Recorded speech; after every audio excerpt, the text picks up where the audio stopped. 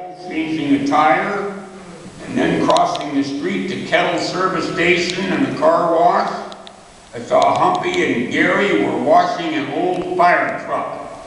I looked west and up in the air and saw a Chevrolet sticking out the top of a building, and flower baskets up in the air too, and Nolan's driving, and the grain elevator, and radio station KSQM, the Bandit's Pizza Parlor, and Tom Tom's Grocery. And beyond that was a round spot in the road with cars going around in a circle. And in a misty fog, I spied Costco, IHOP, and Applebee's. Then Al Rob's big Almona barn faded out, and Walmart appeared. And then the craziest thing, I could see cows crossing the highway up on a bridge up in the air. Just then the Irrigation Festival parade passed by, led by Long John Gilbert, with Gilbert Nutt, class of 1908, and his younger sister, Hazel Nutt, class of 1909, and other nuts from various classes. The Swim High cheerleaders were marching, and they were all 16 years old again. It was wonderful. And the storefronts were lined with mirrors, so the marchers could be in the parade and watch it at the same time, which is a great idea. Others in the parade included many from the classes of 71 and even 81. Then I headed east, passing by Southwoods, which for some reason was selling auto parts. Mamie Falk and Vilma Good were smoking cheap cigars they bought in Pearson's Red and White. A few more steps and there was the Oddfellows Hall on top of Peter Black Real Estate office. The next door was Hamilton's Apparel, and Carl Thurston was knocking on Ruby Hamilton's door, and Bill Brown was putting up a sign that said Heather Creek.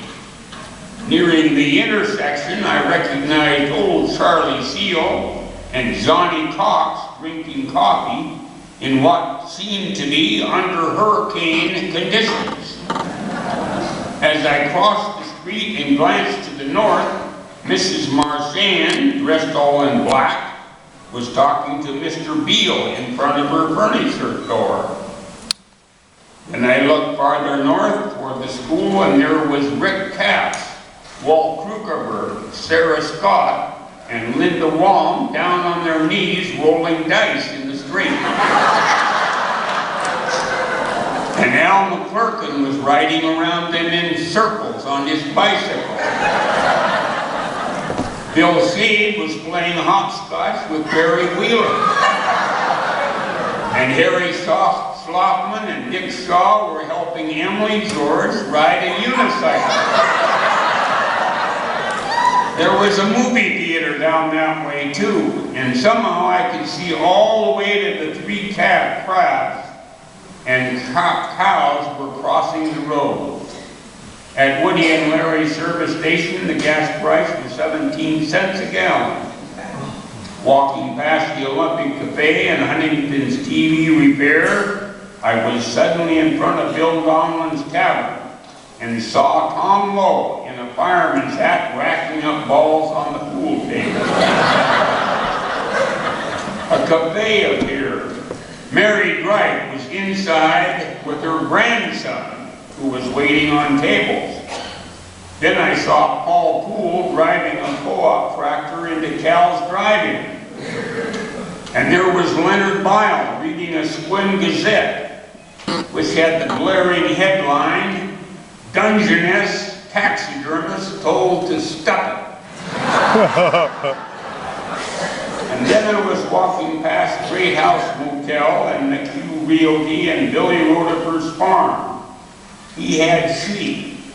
He had sheep in cow country. And suddenly I I was in a field of purple haze with thousands of tourists. Looking into that haze, I could see something white zooming toward me. As I watched, that big white blob formed into those two words seen in all movies. And those two words stopped right in front of me. The end. That's when I woke up in a cold sweat and realized I should not have eaten dill pickles and ice cream for dinner. Have a good reunion.